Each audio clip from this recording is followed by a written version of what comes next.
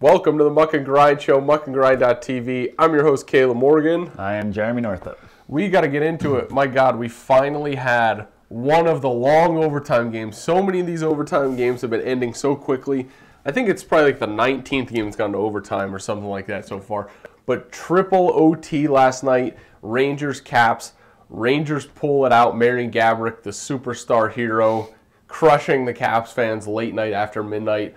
Do you think the Caps are going to be in a deep hole after this, or is it just 2-1? It's tough to tell. These are, like you said before, the OT games, the long OT games can really suck the soul out of you. But at the same time, I feel like the Caps should feel a bit excited that they actually went 3 overtimes. That's a good thing.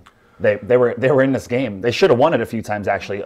Ovechkin should have put that one in. The Brouwer shooting the puck wide. Like, they should have won this game yesterday. Yeah, those clips, I'm sure, are about to run right now. We had the hit in the corner that led to the Brouwer chance, the Hendricks hit, the Brouwer chance, and then Ovechkin off the post.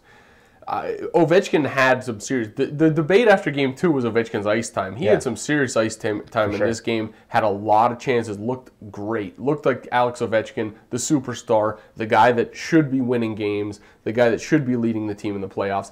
He didn't get it done, but you can't really blame him when he did hit a post and had that many chances and created the offense that he did. Yeah. Henrik Lundqvist is a hell of a goalie to try to beat in any situation. He stood in his head, and once it gets to 2 and 3 overtimes, everyone's tired as hell, and it's going to take, a bounce, a nice this didn't go off a bad bounce, but it was a nice pass in front, nice pressure by the Rangers. You got Richards and Gaborik out there, and it was the superstars who elevated. Yeah, you said ice time. We got McDonough with 53 minutes last night, 53-21. I think Bickle played 3 minutes yesterday or something like that. And Lundqvist he said after the game that he thought the game would never end. There was a point, though, that they had basically 4 defensemen for the Rangers. Yeah. Yep. They had injuries. They had a guy, I don't know if he was injured or benched. That is you'd think would lay into the Capitals' hands, and they'd be poised to take over. That would just wear the Rangers down, and they didn't. But how surprising is it, though, really, that we have the Rangers team who plays really defensive hockey and the Caps who do the same thing now locked in a 1-1 game that would not end. Yeah, it made sense. I was saying last night, I was like, are we even going to be able to talk about the game last night, because it might still be going on today. Yeah.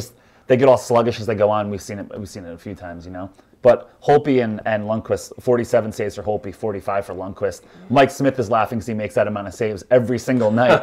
but yeah, great. Both of them were great. Holtby's parents were there too. So I know. They were disappointed. Pretty miserable about it. But I gotta say, like I said, and you brought up, I am a big believer in that overtime games, overtime losses can be crushers. The only thing that can maybe help the Caps out is they have 2 days off. Yeah. They don't just have the normal 1 day off. If they come back and win, then this is kind of forgotten about, but it's still going to be a tight series the whole way. We both think this probably will go long. I mean, I predicted the Caps in 7. Yeah.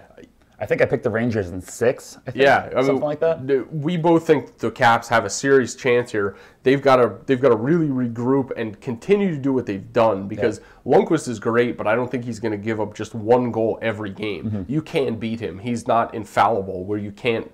He's going to give up 1 goal a game for 7 games, and they know that. They've beat him, so it's just a matter of doing what they're doing and keep their composure. Yeah, I think the Caps have to get this next one. The Rangers go up 3-1. It might actually end up in 6 with the Rangers, but this one's important. All right, in the game that last night nobody was able to watch much of, because who the hell wanted to watch this when you had triple overtime going on? Yeah. But the Predators finally play their game. The Predators finally get a win.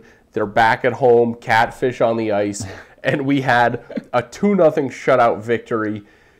Pecorini played his game. The defense played their game. Yeah. Does it look like the Preds might be back here? I definitely think they're back into it. I mean, all they needed to do is get one. Now it's a new series. Pecorini gets some. I mean, he had a great game, exceptional game, 32 saves, like you said. This game was a lot closer than 2-0. I mean, Mike Smith goes out, handles the puck like Mike Smith does, and sometimes it ends up in the back of your net. Then that really nice play that went off of his stick and went in. It was a really, really close game. The Predators had a 3rd goal waved off in the first on review. Just one of those, like, the whistle was delayed. We wanted to blow the whistle situations. But the Coyotes had a 5-on-3 in the 3rd period. Pecorini was wild on that too. Yeah, I think it was less than 10 minutes left in the game. They had a 5-on-3, and then when the 5-on-3 ended, it was an extended 5-on-4. They could not. They could not get it done because of Rene, but Weber stepped up in this game. The defense. They played their game. They played the way that the Predators need to play and should play. They finally got it done, and the Coyotes at the end there were throwing everything they could at the net, had chances galore.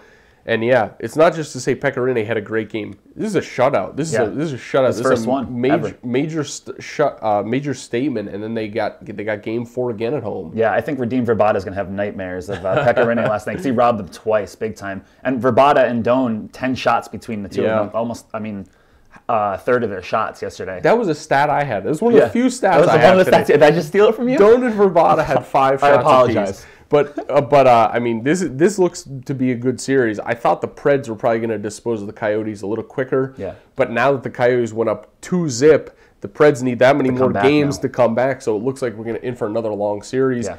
And despite the 2-0, there's been a lot of offense in this series. So we'll be in for another treat here. Yeah. Second story here on the Preds, though. Right after we shot on Tuesday, the news, of course, we got screwed here. The early shows. The news broke that Radulov and Kostitsyn were out late night before Game 2 till 4 a.m. in Phoenix, and nobody knew it. Maybe that's why they played so terribly.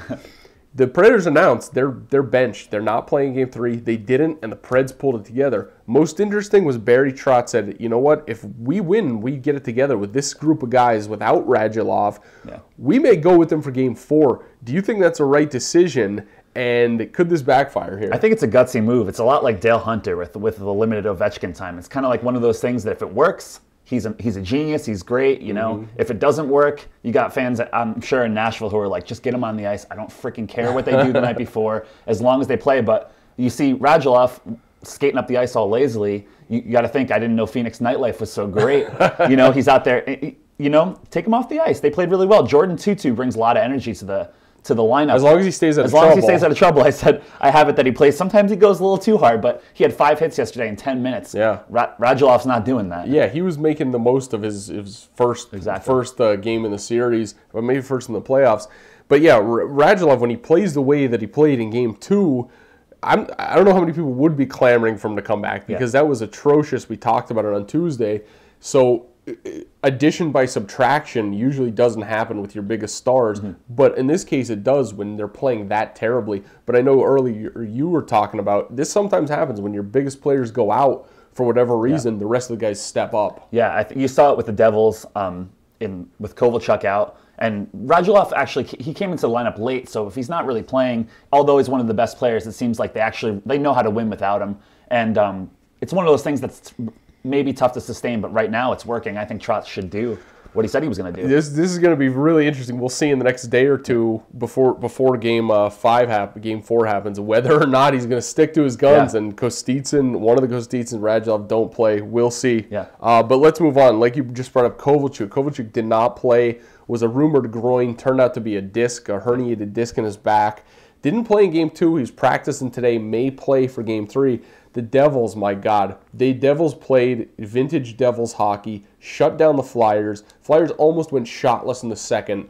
And Devils just played that game they always play, 1-0, and they'll carry that for 45 minutes of the game until they'll blow it open late in the game and crush your spirit. Do you think the Devils have a serious chance in this series? I think they have a slight to medium chance in this series. I think not a believer. Not a true believer, but I think, it depends. There's so many. I have it here. There's so many interesting matchups. Things that could go. It's at the power. If the penalty kill beats the Flyers' power play, Brizgalov doesn't play well. Marty plays shakily like he kind of did in the last game. Huge win for the Devils, I think, the other night. Humongous big. Humongous big. And my friend Colin texted me and said, "Great character win." And I would have to agree with that. Yeah, this is what the Devils do. My God, I absolutely knew Parise was going to have a great game with Kovalchuk out. He did. But give credit to the Flyers on one mark. Ilya Brizgalov is usually the story. He was not, and if he was, it was in a positive way. He was under a barrage in the first and second periods, and he held his ground. He held his ground as long as he could. Philly could not get any offensive pressure whatsoever after the first 10 minutes of the game. They were just shut down, and it was all on him. It was all on him, and he held them into it until late. And you can't let your goalie down like that when your goalie is that good. Keeping you in the game. In any game, And you brought it up as well. The Flyers' power play shockingly only has one power play goal this series, and have been shut down and look atrocious. They can't even get the puck in the zone at times. Yeah, it's crazy. It's a complete turnaround. You had the Devils playing terribly on the penalty kill in the last series. They're great this time. One for something, right? The Flyers are. And now you got the Flyers completely inept. They were scoring 1 million goals against the Penguins. Yeah, the Flyers are forcing the Devils to take penalties, and they can't convert. That could have been the difference in this game if the Flyers got a second goal at some point. Specifically in the power play, the thing could have turned right around, and I don't know how the Devils are. I mean, I attributed some of it to rust, but the Devils' power penalty kill, you got to give them a ton of credit. Yeah. If they could keep that up, even half it or a third of it, even exactly, they're going to be in serious business here because that's where the Flyers scored so many goals against the Penguins. Yeah, shorthanded 5 times, they killed every one of them. And the Flyers scored shorthand goals. They didn't get any of these so far. All right, let's move on to the Blues Kings. We're going to L.A. Ken Hitchcock has got to get his team together tonight. 10 o'clock start in L.A. Can the Blues do anything here to erase what happened in games 1 and 2? I'm sure they want to forget about them. Yeah, I don't really know. I mean, they had the nice break. Was it 2 or 3 days or something like 2 that? days off. Hopefully they can refocus. They can come back, get on the road, get away from back home, try to just refocus. That's what they really need to do, I think. Brian Elliott specifically. Oh, man. Yeah, that's, as we said on Tuesday, they came in having 2 goalies. Now it looked like they had none in that game. He does have to get it together. Ken Hitchcock is a coach that I believe in, that he will not let his team just fold completely. Mm-hmm. He will not. They were not going to go down without a fight. He's going to tighten up like you've never seen a team tighten up. Maybe like you've seen the Devils in the last game. You're going to see some of that tonight. Mm-hmm. You're going to see some of that. I mean, but give credit to the Kings where they have, Kopitar. They've got Richards. They've got Dustin Brown creating havoc in every situation. Yeah. And the Blues are one of the best defensive teams in the league, and they're having trouble against these multiple waves of offense and physical pressure that the Kings bring. Yeah, and the Blues, they really don't have much offensive firepower, so Elliott needs to keep the Kings low. That way they can score, they win 2-goal games, they win 2-1. He has to play really well. Where is the Backes and Oshie line? Backes, the captain, big body in front, physical player, and Oshie out there dangling like all hell. Yeah. And they've been pretty much invisible. You can't really have that and expect to win a series with your top line shut down. And like you said, where's the rest of their scoring? Yep. If one line gets shut down, you've got to win in the playoffs. You've got to have other guys step up. Nobody's done it this far. Mm-hmm. But in game 2, it wasn't even about offense. It was about they couldn't keep it at their net, giving up 4 goals in the first. After that, you're pretty much done for, and you're pretty much going through the motions. If they could build off anything, though, I think through the second and third periods of that game, they outshot the Kings something like 25-9 or something. Yeah. So at least they sort of got some practice there, but you've got to make that turn into a full game in game 3 here. For sure. You have Daryl Sutter actually having the Kings stay in a hotel downtown, not go back home. He wants to keep that road thing going. He wants them to win it. If they win tonight, I mean, like, the Blues are against the wall. Oh, yeah, 3-0. I don't think the Blues could really come back against the Kings with that firepower. But we're going to see what happens tonight. Philly, Jersey, and the Blues Kings. We are going to be back on Tuesday for another show. For Jeremy Northrup, I'm Caleb Morgan, muckandgrind.tv. Tune in next time for another episode of the Muck and Grind Show. Or check out past episodes anytime at www.muckandgrind.tv.